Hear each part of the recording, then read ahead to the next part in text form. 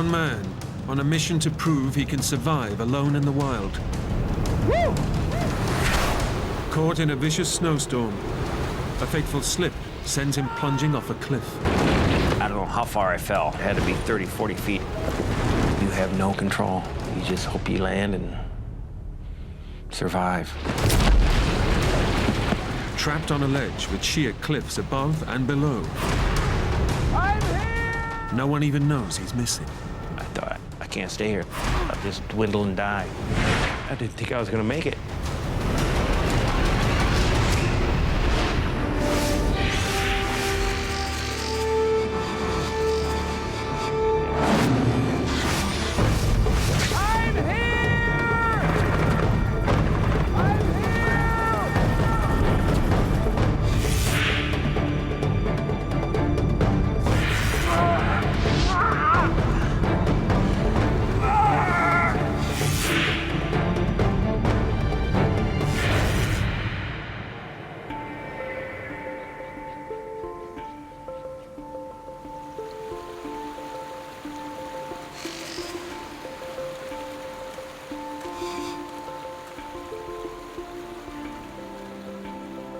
Charlie Hedge is beginning the challenge of a lifetime.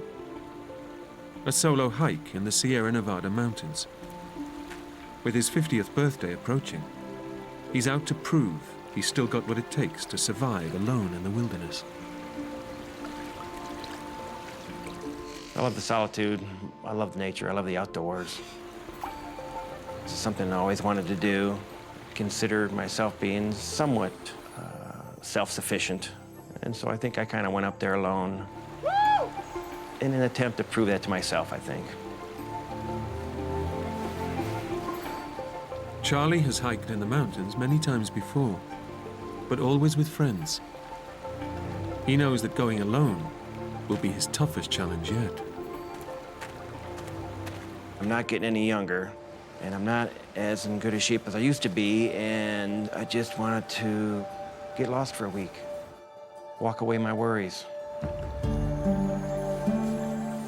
Charlie's long-term girlfriend of 7 years, Julie, knows what this solo trip means to him.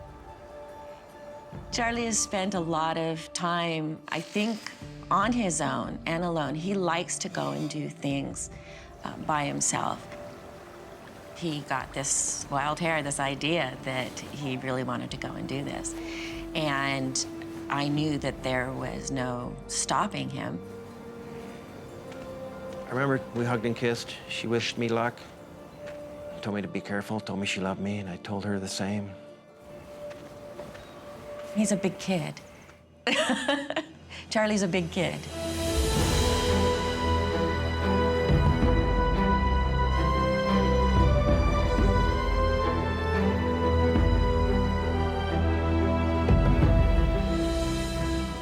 Charlie has planned a challenging route, a 30-mile circuit which he hopes to complete in just 5 days.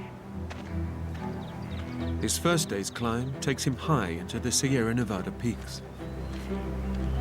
Here, 20 miles from civilization, he can enjoy the beauty and solitude. It's just him and nature. The Sierra Nevada mountains, just a gorgeous spot. Being alone in the wilderness appeals to me because of the beauty. I just think Mother Nature has so much to offer.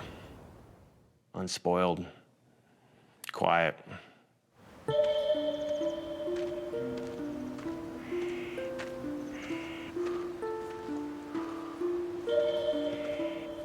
As far as me going solo, Julie certainly had her concerns.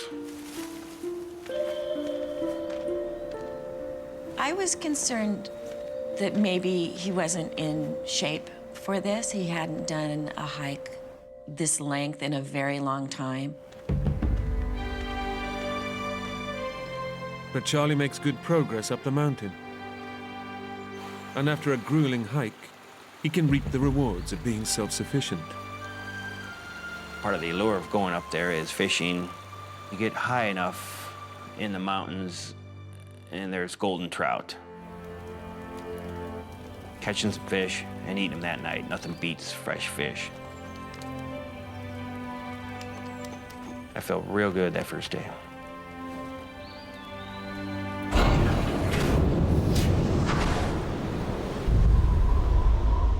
In September, conditions in the Sierra Nevada mountains can change instantly and dramatically.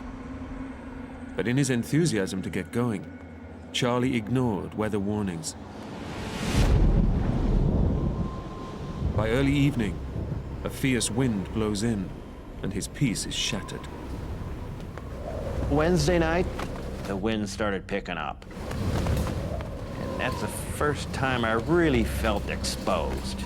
You know you're alone, the wind's picking up, you're not sleeping, you're wondering, this isn't any fun, you know?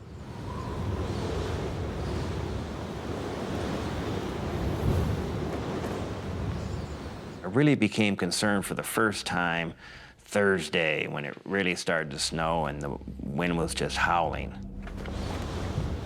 The wind becomes a vicious snowstorm, and Charlie hunkers down for the night, hoping it will pass.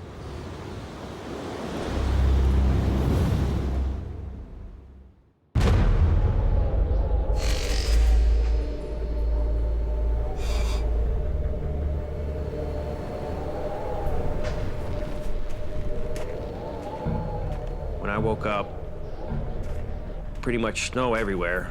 Woo! I got up and literally I was half buried in snow. But the weather was kind of breaking.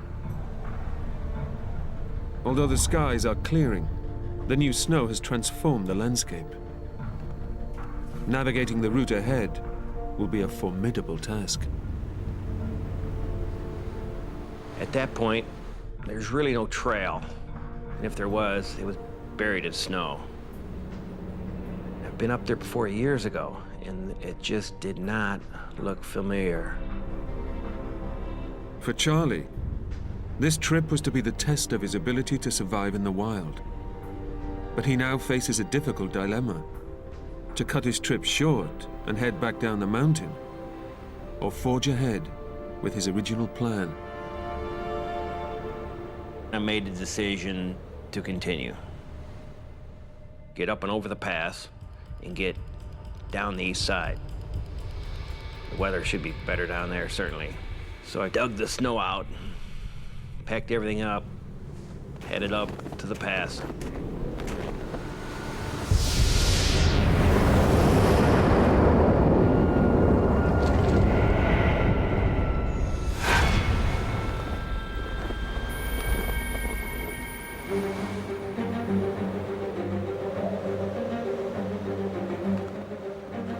Charlie struggles on for 2 hours, but hiking blind across the snowdrifts, he's way out of his depth. It was just very tough. I realized that I might have made a mistake proceeding.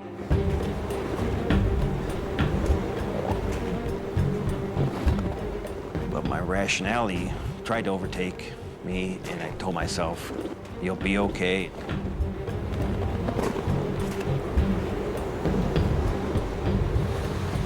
Having committed himself to going forward, Charlie continues on over the hazardous pass.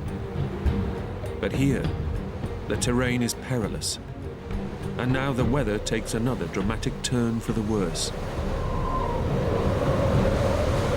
It really started to snow, and the wind was just howling. It was just blowing in my face. Despite the worsening conditions, Charlie is determined to complete his ambitious hike. But as the raging blizzard intensifies, he starts to realize that he's in over his head. While I was thinking what to do, my face is getting all cold from the wind, and I remember just turning around with the wind at my back.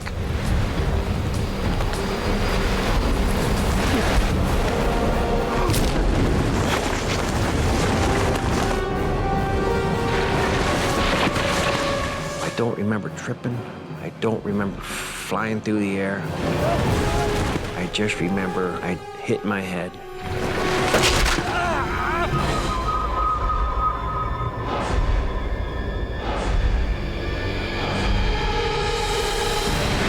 I don't know how far I fell, but it had to be 30, 40 feet at a time. You have no control. You just hope you land and survive. Charlie helplessly plummets to certain death.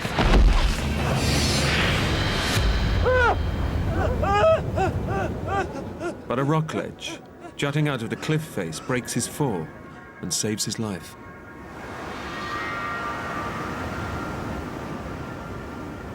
The ledge that I landed on was no more than maybe 6 feet deep and maybe 10 feet wide. I looked up. I couldn't go up. It was too steep. Looked down. It was steeper than heck. I was trapped on a rock. It's just an awful feeling.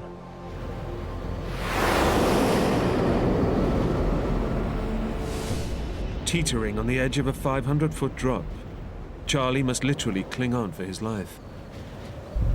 But the fall has shattered his right wrist and badly damaged his spine, and the blow to his head has left him with severe concussion. Blasted by the freezing wind, his survival instincts kick in. Soon after, I was just overcome with the pain of my injuries. My whole right arm was just numb from pain. It immediately swelled up. And the right side of my head hurt like mad. I knew that the only way I had a chance to survive is to get warm. So I wanted to get that tent up and get inside my bag and try and warm myself.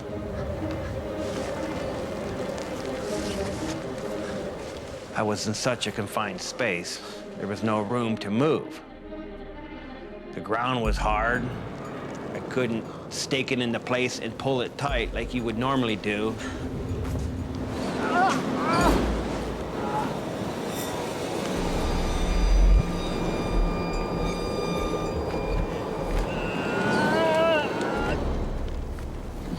So I finally got in my bag and rubbed myself, tried to get warm and dry off. I distinctly remember, for one split second, realizing how lucky I was to survive.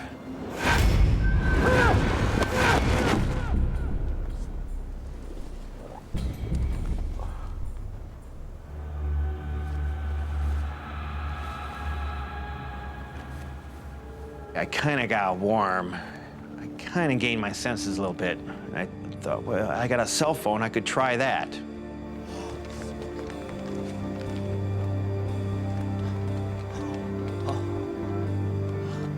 Okay.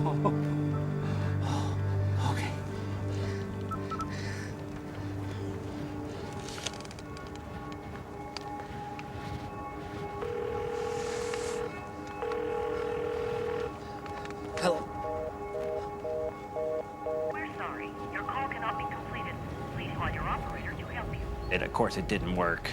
Beep, beep, beep. Because of the lack of the signal. No. Oh, no.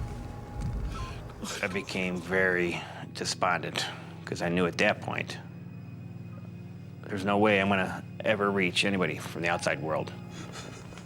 Isolated and trapped on the ledge, Charlie is in urgent need of medical attention. Worse still, he isn't due to finish his hike until Saturday, in a day's time. Until then, no one will even suspect he's in trouble. All I could do at that point is wait. So I surmised that if anybody's gonna come looking for me, they're gonna wait 2 days. So my job at that point was to try and survive and bide my time until Monday.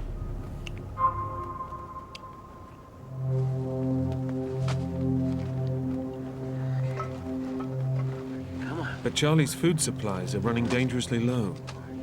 He only has a handful of snacks left. I knew I had to kind of ration what little food I had left, which is mainly trail mix and granola bars. I was hungry all the time. Once his food supplies run out, Charlie knows he won't be able to last very long without help.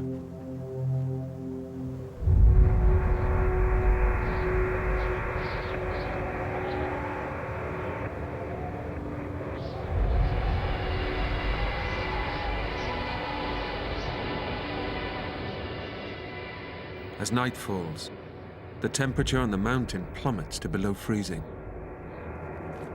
Physically and mentally drained, Charlie desperately needs rest. But pained by his injuries and balanced precariously on the tiny ledge, he's too terrified to sleep. I quickly became aware of how uncomfortable this ledge was.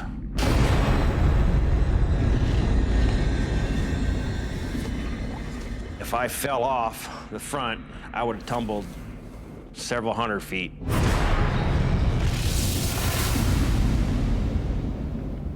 I just could not sleep. I don't think I slept the whole time. Most of all, I was scared.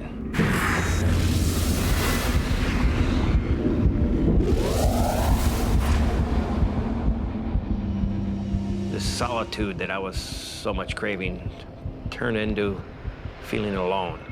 There's a big difference between those two. So I became very frustrated, very kind of angry at myself. And most of all, I was kind of scared about where I was and how in the heck am I ever gonna get out of here.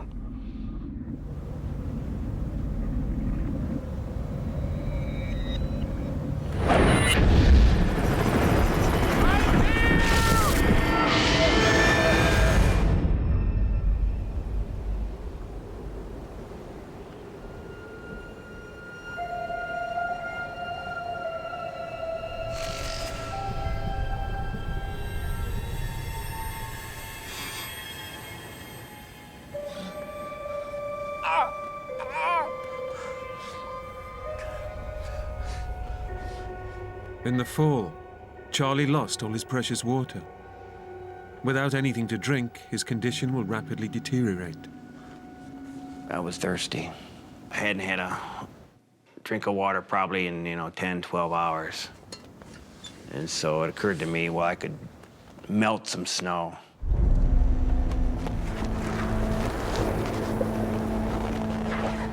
Charlie is surrounded by snow, but he must melt a huge amount to get just a tiny drink to quench his thirst. And it means he has to venture out onto the icy ledge and risk plunging to his death on the rocks 500 feet below. Getting out of the tent was precarious because of a lack of room. The edge of the ledge, it was kind of rounded off to nothing, and it'd be easy to slip.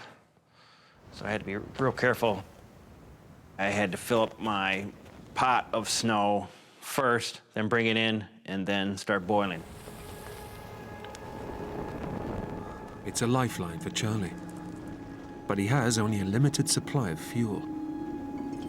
It's essential he makes every drop count.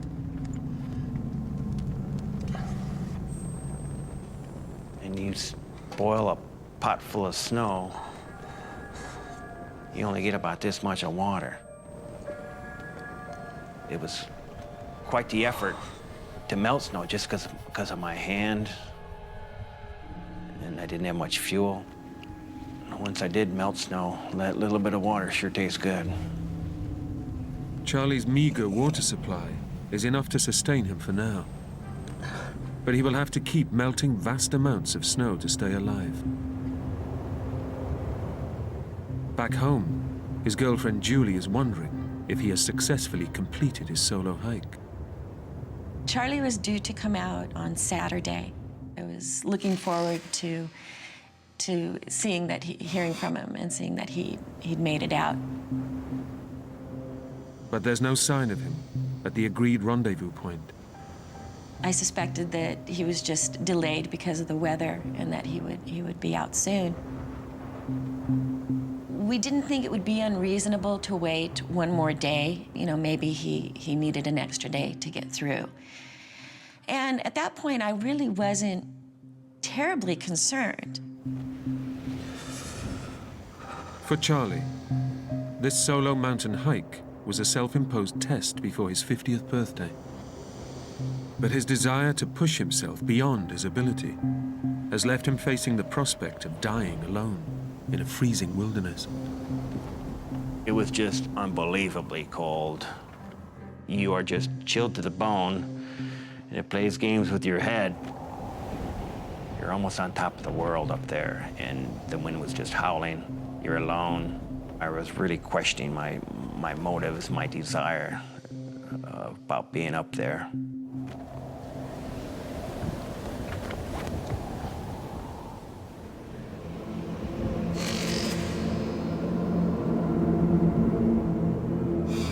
Charlie survives a second torturous night without sleep.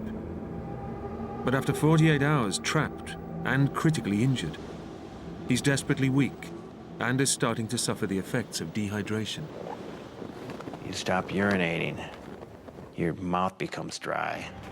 I knew I had to melt snow in the morning and melt snow in the evening, but I only could do it at those times because I only had limited fuel. In the freezing cold, lighting the stove is already an awkward process. But with Charlie's shattered wrist and suffering a concussion from the blow to his head, it's become a potentially lethal mission. In trying to light the stove, I spilled a little bit of gas, and so I mopped it up with my bandana.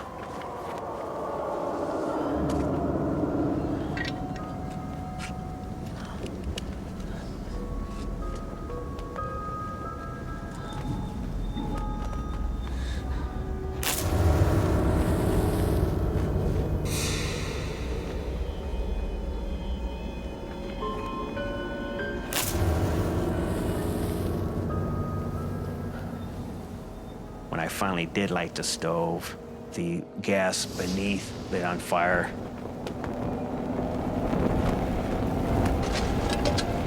So I grabbed my bandana, which was already wet with gas, in an attempt to put it out. That lit on fire, burnt my hands. I released it, and it started my tent on fire.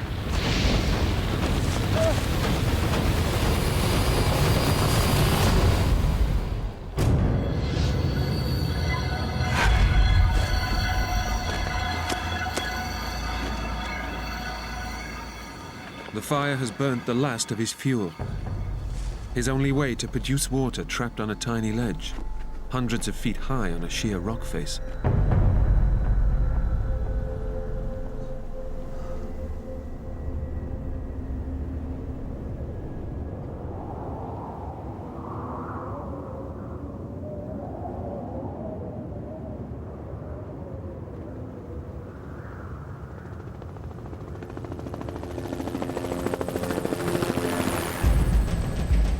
After waiting an extra day to see if Charlie would show, Julie knows something has gone badly wrong. She alerts the police, and a search has begun. There was a group of over 20 people geared up and ready to go. 3 helicopters, a dog team. I felt worried for him, wondering, did he fall? Did he get hurt? I was very concerned about his food and water situation. Being that he had only planned for so many days, I was completely consumed. That was all I was interested in, was finding Charlie.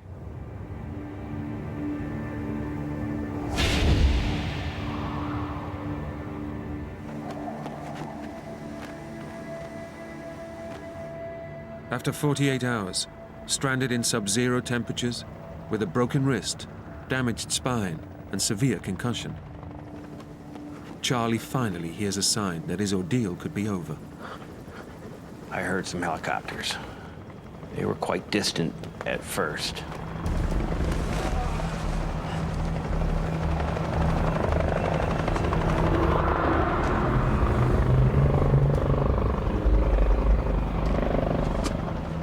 But then they became louder and louder.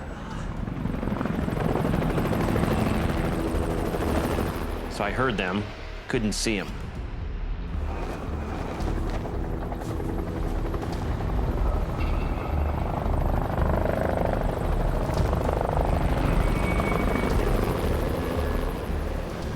And they became louder and louder. I had a sack on the end of my fishing pole, just in case I did see somebody in the air, I could wave to them.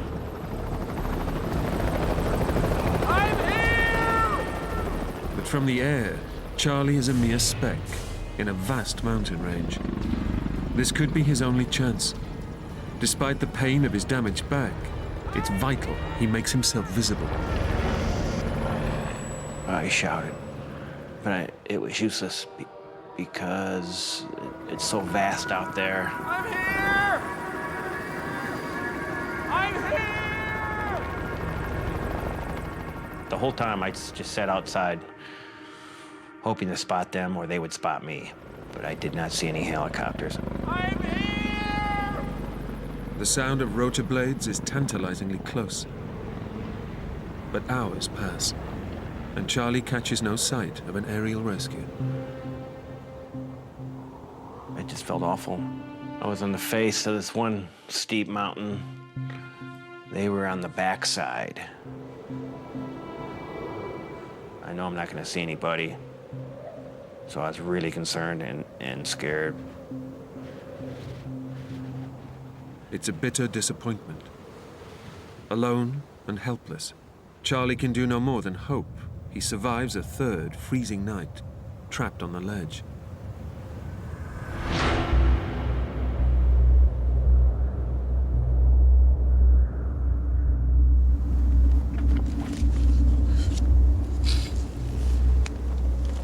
I had this little map that I jotted notes on the back. It was like, you know, a little journal, so to speak. I recall noting that it was probably the worst day of my life.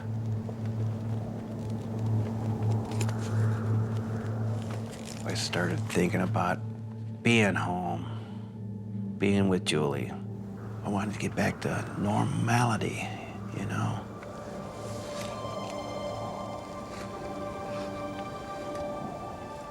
My focus was wondering what he was going through and how he was feeling.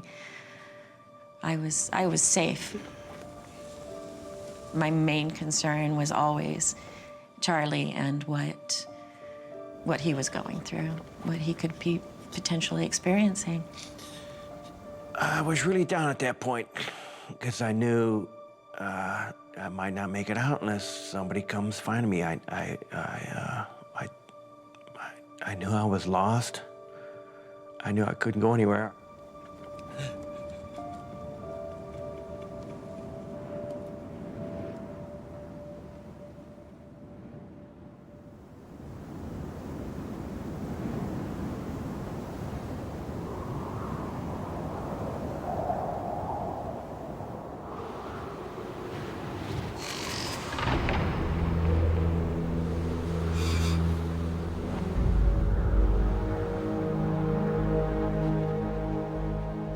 Charlie Hench has been trapped on a rock ledge for 3 days. With severe concussion, an injured spine and shattered wrist, he's in urgent need of medical attention. But search helicopters have failed to spot him.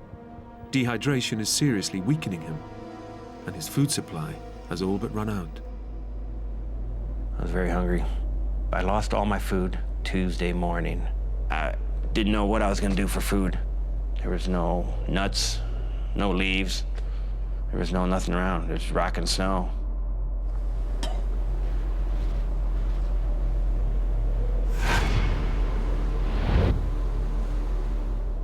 Starving to death at that point became certainly a possibility. It was a desperate feeling. I really do not want to feel that way anymore. The whole ordeal was just extremely terrorizing. I was scared. I was in a lot of pain. I was feeling alone.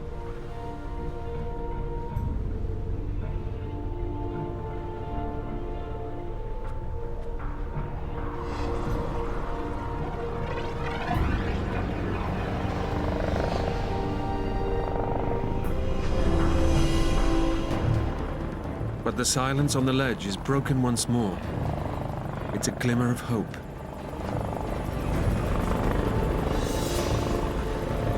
Oh, we're here! I heard the helicopters come back. It was so loud, I knew they were so close. I knew they were just up over the ridge.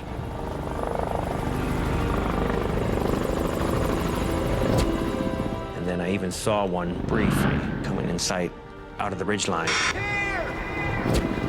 Over here!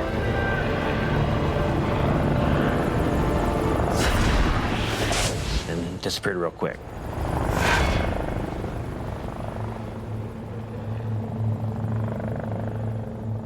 A second attempt to find Charlie has ended in failure. He knows his girlfriend Julie has details of his planned route, but he can't understand why the helicopters aren't searching closer to the path from which he fell. Things became real quiet. And so Tuesday afternoon, I thought they quit looking for me. I didn't hear a thing.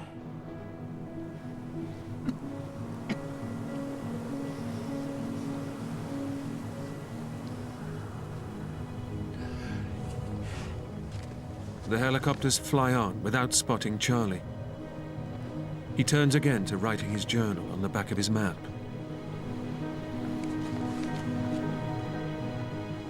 But this time, he takes a closer look at the route he was supposed to have taken and makes a shocking discovery. I finally realized, looking at the geological features out in front of me, I realized that I went over the wrong pass.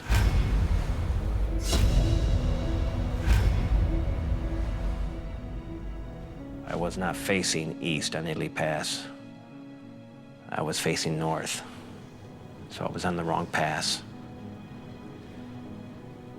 It's a devastating blow. Charlie knows the helicopters are looking for him in a different valley. All hope of rescue is gone.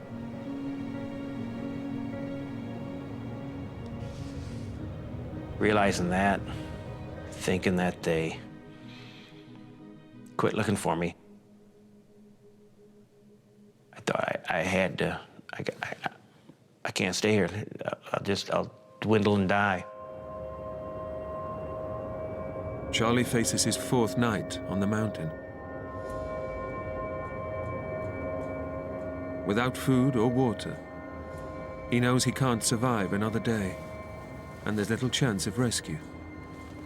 It's life or death, but can he save himself? I was certain that they stopped looking for me. And so what am I gonna do now? I thought I'm gonna have to try and get out by myself.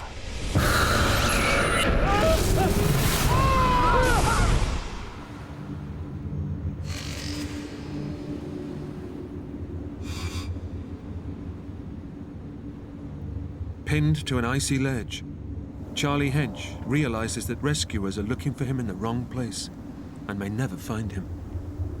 He must take action or surely die. His only choice is to attempt to scale the sheer rock face, despite his injuries. I went into panic mode, thinking, if I'm gonna survive this, I gotta try and get out. I knew I couldn't go down. It was out of the question. And I kind of surveyed the landscape above me. And I said, I'll try this way, up and to the left, as I face the mountain. But with a badly damaged spine and broken wrist, every inch Charlie climbs is agony. My hand is broken, so it's most difficult. You're kind of hugging these rocks one-handed. It was just very tough.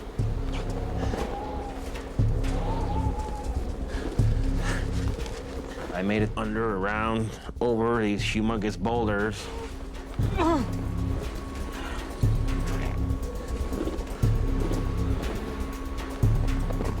I scrambled over, 3 or 4 rocks. And then just, I couldn't go up anymore.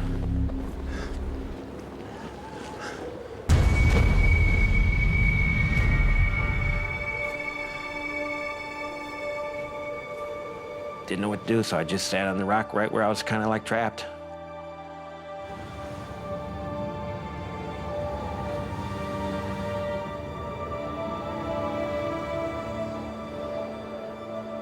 was trapped on an even smaller rock, and I thought I couldn't go down and couldn't go up. I was literally stuck even in a worse spot. And it was early evening, and so I didn't know what to do.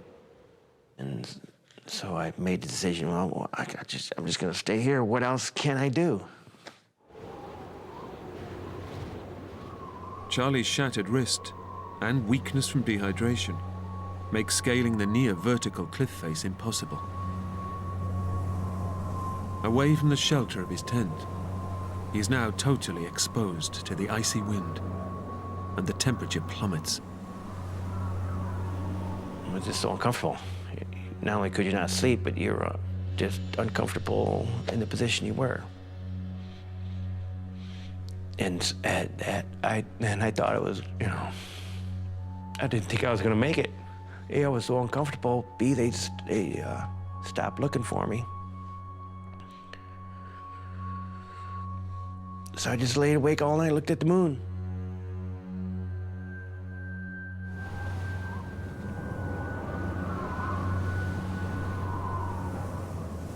That was the darkest time, I'd say. I was very discouraged at that point.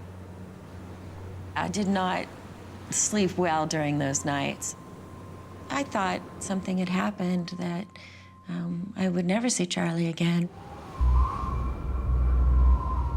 As the night wears on, exposed to the freezing temperatures, Charlie risks dying of hypothermia. It was the longest night of my life. I had to stay awake all night. Didn't have to, had no choice. I wrote a few things out, like a lousy attempt at a will, because I thought it was all over, and I just kind of, divvied up the little things I have to people I know and love. It's an awful feeling.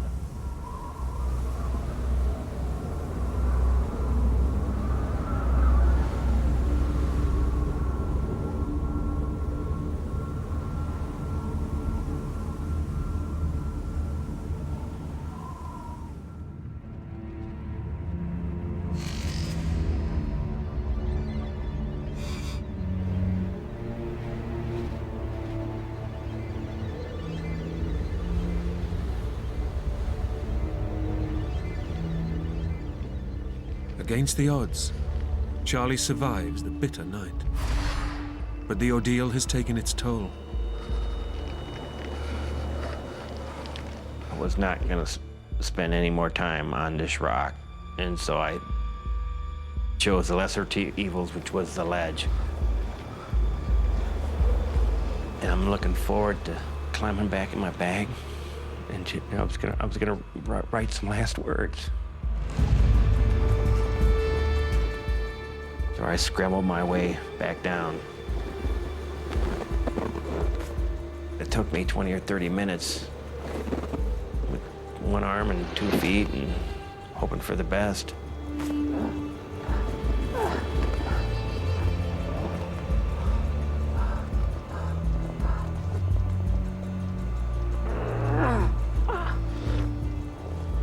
But just as Charlie has all but given up on life, he finds a last possible lifeline.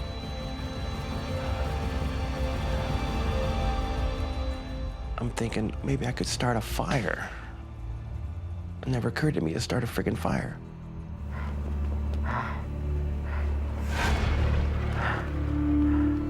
Maybe I could light a fire, as a signal for another helicopter or other hikers. But I didn't have much. I had some old magazines, and I had some plastic slippers. I figured, well, plastic sandals might smoke.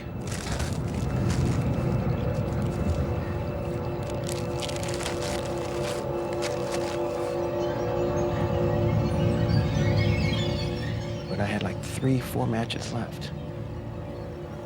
My hands were just all torn up. My wrist was broken, so I think I tried to strike him with my left hand. First match, lit and wouldn't light the paper. Second match, got wet because my fingers were so wet to begin with.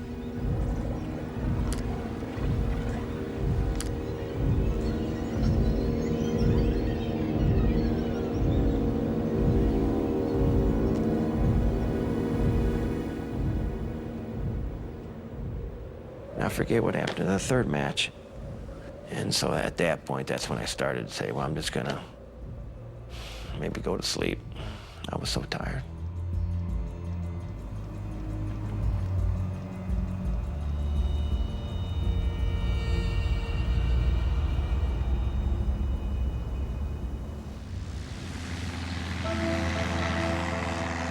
Back home, Charlie's friend, Dave Gra, is growing more concerned about the failure to find his body. As a trained pilot, he decides he needs to get involved in the search and try to save his friend. Tuesday night, I think I woke up several times during the night and couldn't help but think of Charlie and thought that, well, I need to do something. 35 years earlier, Dave's brother got lost in a storm hiking the same trail that Charlie has been following. He has a hunch that the helicopters have been looking in the wrong valley. I was thinking about my brother's accident. If it's snowing or windy or something like that, it can be downright dangerous. It can be fairly easy to get lost. So I had to climb very, very hard and still had to probably circle around a bit to get up over the mountains. Look down and try to scour the rocks for someone that might be stuck there. But this aerial search also ends in failure.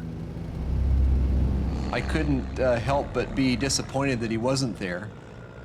I wasn't going to find him, and that probably was not good given the weather and the time that had gone by.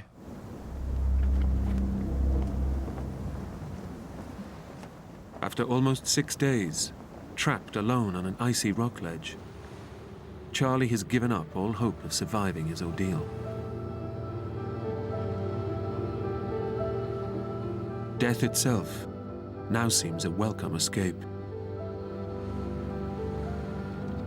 At that point, I'm so depressed and tired and hungry and dehydrated, thinking no one was looking for me anymore.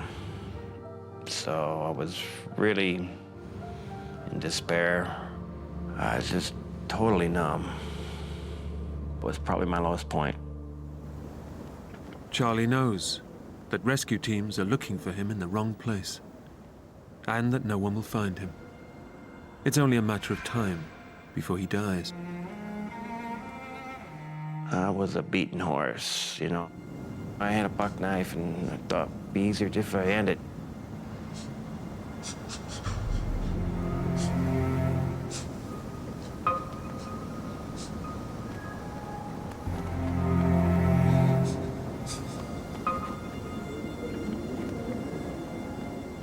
I never would have done that.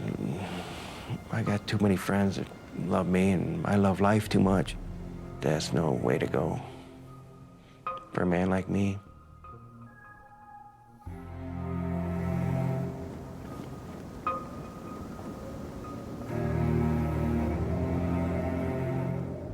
Just weeks away from his 50th birthday, this trip was supposed to rejuvenate his life.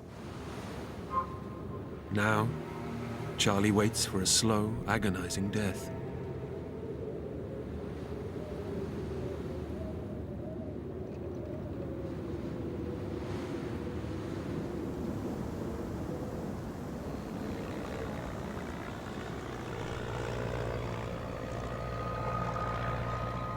I hear this plane,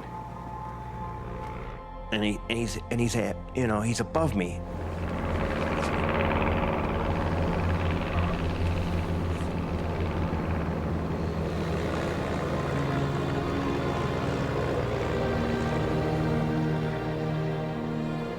This guy is, almost at my sight. And so I got my fishing pole with my stuff sack on, and I'm waving it. I'm here. And then he goes by, and I wasn't sure he saw me.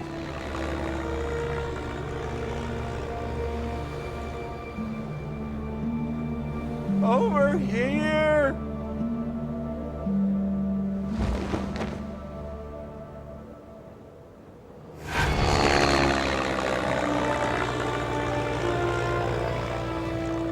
So then he turns around, he comes right toward me again.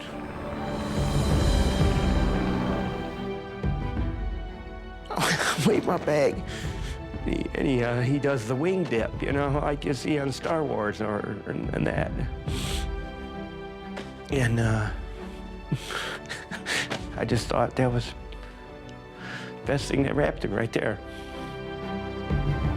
After nearly a week, trapped alone on a small rock ledge, Charlie Hench is finally found.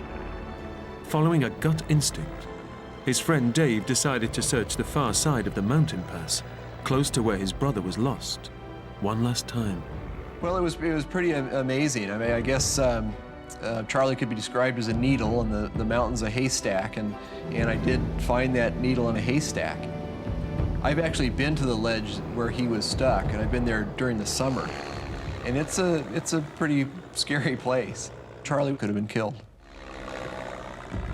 My experience in that whole thing is that it turned out good. I mean, Charlie and I have quite a bond that we wouldn't have had before, and that's something pretty special.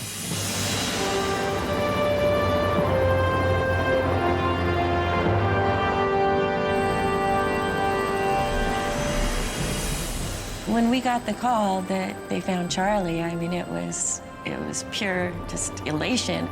We both just fell apart, and you could just hear it in his voice that it was pretty traumatic. So I was just very thankful. He's a survivor. That's just, he's a tough guy. Charlie received emergency treatment for his broken wrist, lower spine, and head injuries. And when he returned home, was welcomed like a hero. I finally got back to town and saw Julie. I was just thrilled. She's a big part of my life. And I was just very happy to see her. It was just the little things that kept me alive that I wanted to return to, that I love so much.